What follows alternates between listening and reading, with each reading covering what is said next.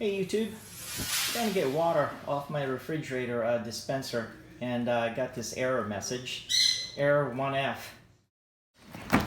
You need to empty your refrigerator, move your food to a cooler, to save it, and then after that, you need to unplug the refrigerator.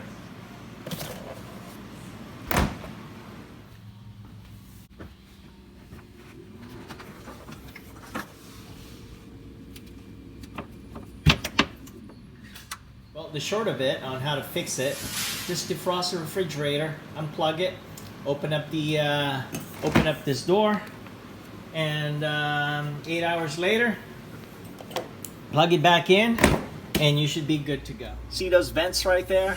Make sure it's not blocked or anything like that. That could be the potential cause for that ER1F. Another reason you'll get that error code is that you keep leaving your refrigerator door open by accident. Push it all the way in.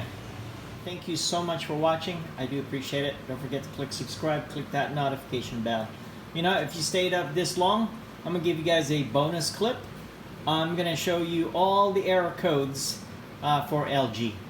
Hang tight, here we go. Here's the list of error codes.